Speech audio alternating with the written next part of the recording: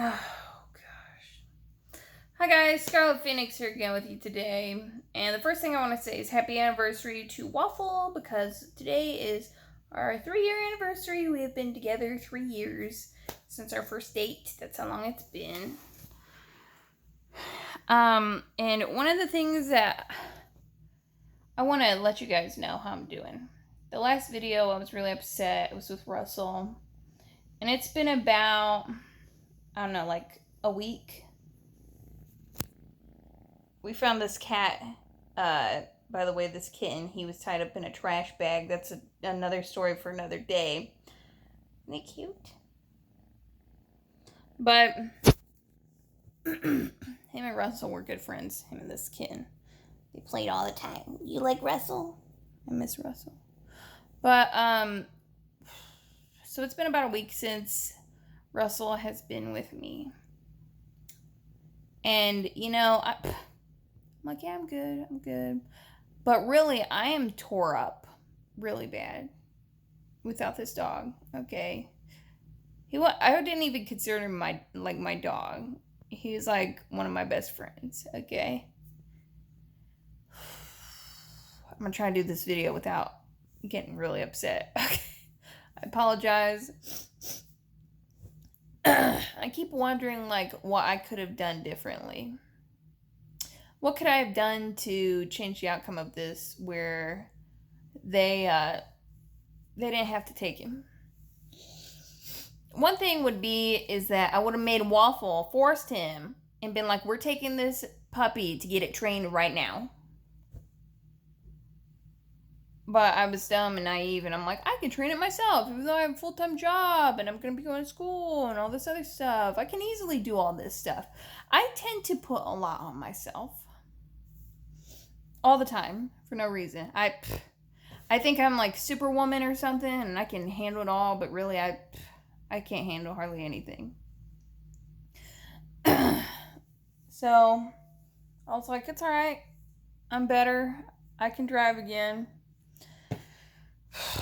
I suffer from chronic anxiety and depression, okay? I'm high functioning. That means that I have some serious problems. I'm seeing a therapist, you know. I'm on a lot of medication for this. And a lot of people don't understand what it feels like. Well, let me give you a glimpse, okay? Picture this. You wake up in the morning. You don't have to be at work until like 2. You wake up in the morning and the thought of you getting out of bed makes you sick. Like you just want to puke everywhere. You feel like you are a useless human being. You're never going anywhere in life. And you're stuck where you are right now. Now, I don't believe this, but my anxiety and my depression makes me feel like that. In my mind, I'm like, I'm not worth anything. Why am I getting up? There's no reason. There's no reason to do anything, okay? But when I had Russell, you know, he came to me every morning. He would know when I was up, okay? Because I turn off this fan here that I have next to me. I turn it off, and he always come in here so happy to see me. Like, you're awake. And he would be wagging his tail and getting me up because he knew I'd get up if he started barking. Because I don't like him barking. That's so annoying sometimes. So, and I'm worried that the people next door, because I live in an apartment, might get upset if they hear him barking and stuff. So, when I would try to ignore him, he would come over to the side of the bed that I was laying on and start barking. He'd jump halfway up here, put his hands up here next to me, and he would start barking and barking and barking. And oh my gosh.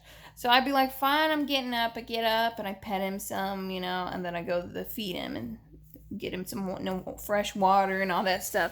And then he'd want to play with his toys, you know. I don't have that anymore. I am trying very hard to get Waffle to move in with me. It's really tough, okay? It's like, he's like, well, maybe you should move somewhere like in a different apartment around here that's not as expensive. I said, it's not about how much I have to pay for the rent, even though the rent here is like ridiculous. And this is a really crappy apartment. But it's the fact that I am singularly by myself, alone. You know what I'm saying? He's like, well, you got the cats. They're not the same. They're not the same as a dog or human. In my opinion, the closest thing you could get to a human is a dog. Okay. Because they're just like babies. Okay. Russell's just like a child. Always want my attention. Always want to go where I'm going. You know what I'm saying? But these cats, they see me like laying in bed. They just come up here and lay too. They're like, oh, well, we're going to lay too. No motivation to get me up. Russell knew. I had a panic attack in a local Walmart here in town where I live. And Russell was with me because I was training him, you know, to go to public places. And he could feel it. And he literally like came over there as I was on my hands and knees crying and shaking all over because I was having such an extreme panic attack. And he'd just come over there and would like nudge me and lick my face and try and get me to pet him to calm myself down. Okay. I don't have that anymore. I lost something very precious to me. I didn't think to be honest, we've only had him for like 4 months, I think, or something like that. And I didn't think that I was that attached to him. But I have been crying every day and every night for the past week. 4 days. I haven't even been able to go to work. 4 days. I only got 11 hours in total of sleep. That's 2, 4, 6, 8. 3 and 2 hours a night. One day I only slept for an hour and 15 minutes all night long because I was up all night thinking about that puppy. About how much he loved me and how much he loved Waffle and how much he needed me. And I feel like I abandoned him because I couldn't take care of him. Because I don't know how to train him. I couldn't find anyone in town who would help me. I tried. I contacted people all the time. But they all want obscene amounts of money to help me. And I can't make it without Russell. Okay? I need a companion to help me. And I told my fiance, Waffle, I was like, listen, if you're not going to move in with me, then you're going to have to get me another service dog. And you're going to pay to get it trained too. Because I can't take it anymore. Okay? I hate being alone. It's driving me insane. I feel like I'm going up the wall. I'm losing my mind. Okay? Some people like solitude, but I do not. Okay? Like, I'm a very talkative person. Okay? And if I can't talk to the cats. They don't understand. Okay? And I felt like Russell understood when I talked to him, but that could just be because he interacts more when I talk to him. He probably don't even know what the heck I'm saying besides sit. He'll sit. Look for those cookies, you know, because they have these little dog cookies that look like Oreos. But I'm doing awful. I'm trying to take melatonin to sleep because I cannot sleep on my own anymore. It's practically impossible. You know, people's like, we understand you're hurt. Sorry. You'll get over it. No, I won't. I'm never going to get over it. I'm always going to be upset because I didn't have a choice, okay? Because his behavioral issues were getting really bad, and the stress and strain that was putting on me, Waffle was too much. And I blame myself because I should have known better.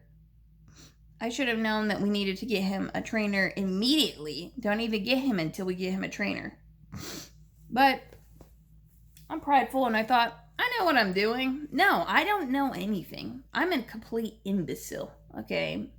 Because now I have this gaping hole in my heart where this puppy used to be. And, you know, we paid $600 for nothing because now we don't even have the dog. And then they rehomed him the same night that they picked him up from me. They didn't even give me a chance to change my mind or anything. They just came, picked him up, while I was crying and everything, they were like, oh, it's okay. You could come see him tomorrow. They didn't even have him until tomorrow. He was gone. And that's their prerogative. They're the breeders, whatever. Okay.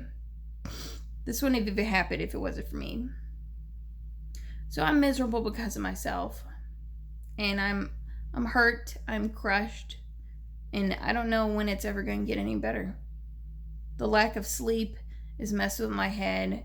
I have to go back to work tomorrow. I have to go for orientation for classes tomorrow at my college. And I don't even know if I'm going to be able to do any of that. I'm struggling in my mind, in my heart, because I feel so guilty. And I feel like I could have worked something out if I would have tried.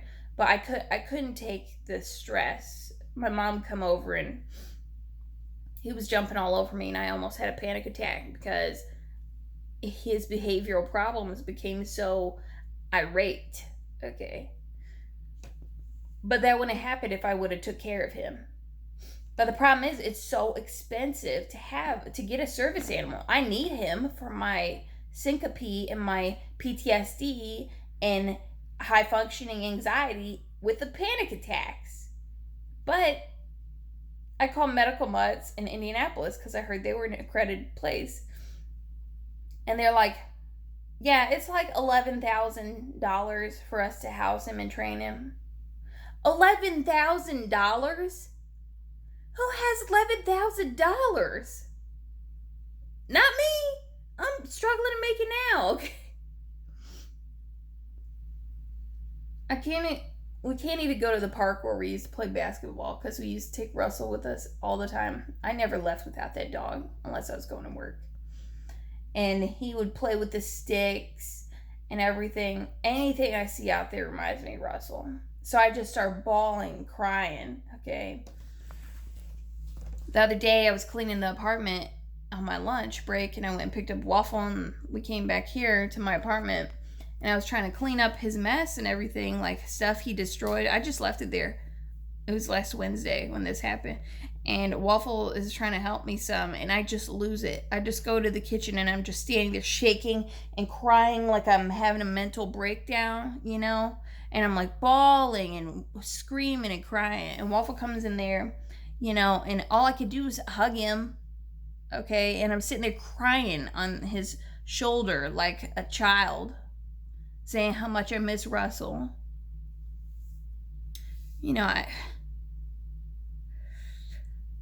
I can't explain how I feel about it. It could be even worse because of my lack of sleep, but when I held that dog, that puppy, for the first time, I don't know, I felt like someone actually needed me. I felt like he needed me. And that I knew he would love me unconditionally. And now he's gone. I was talking to someone at my job about it, and they're like, well, he's just a dog. I'm like, you must not love animals, okay? You build a bond with these creatures. They all have spirits. They're all good. They all have different personalities, all of them. I know you guys know I got Cinders and Wiggins and Tango. And now we have Lil Poot here. He's just here temporarily, though, until I can find him a home.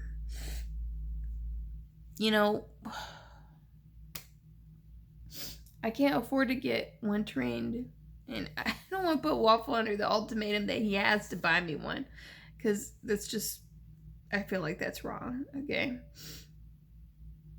I don't know what to do. I tried to do a GoFundMe. That didn't help. I don't know anything about fundraising, and I don't have the time to fundraise. I just miss Russell so much every single day. Being in this apartment, the night after we lost him, I woke up and I thought it was all a dream. And I sat up in my bed and I turned off my fan and I go, Russell, come here, Russell. Just like that. That's how I used to call him. And he would like lift his head when he's in the living room because he'd see me and hear my voice, and he'd come running in here, you know. But he didn't that day, and he hasn't since because he hasn't been here. I don't know if I'm ever gonna get over it. My eyes hurt so bad from crying so much, and my head hurts really bad from crying so much. I try not to cry around Waffle anymore because I just don't want to burden him with my being upset, you know. I don't want to think I'm crazy. He's a cat person. He loves cats big time. But yeah, I just want to give you guys an update a week after Russell, and I'm still destroyed and tore up. Yep. Well, I will talk to you guys later. Hopefully next week I might be feeling better, but right now at this point I don't feel like I'm ever going to feel better. Thanks for watching the videos, and I will catch you all at a later date. Bye-bye.